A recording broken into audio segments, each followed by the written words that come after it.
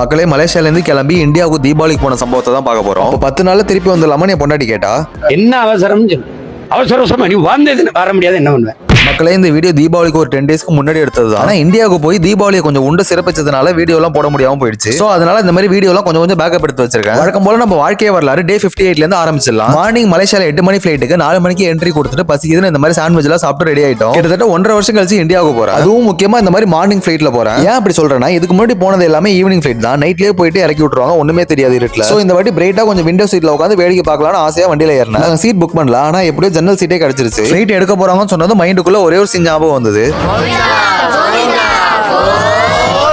அப்புறம் ஒரு வழியா கண்ணு முடிச்சு பார்த்தா சொர்க்கத்துல இருக்க மாதிரியே ஒரு ஃபீலிங். சரி தூக்கம் தெளிஞ்சு இன்னும் கொஞ்சம் ஃப்ரெஷ்ஷா பார்க்கலாம்னு பார்த்தாலும் அப்படிதான் இருந்தது. ஆமாங்க, இந்த வியூவை பார்க்கணும் தான் ரொம்ப நாளா மார்னிங் ஃபிளைட்ல போகணும்னு ஆசைப்பட்டு இருந்தேன். அந்த வியூவை அப்படியே ரசிச்சு பார்த்துட்டு இருக்கும்போது சென்னை ரீச் ஆயிட்டோம். எப்போதும் நம்ம திருச்சியில தான் லேண்ட் ஆகும். இந்த தடவை சென்னையில ஃப்ரெண்டா பார்க்குற கொஞ்சம் வேலை இருந்தது. சோ அங்கேயே லேண்ட் ஆயிட்டோம். அப்படி என்னதான் வேலை இருக்குன்னு என் பொண்டாட்டி கேட்டா.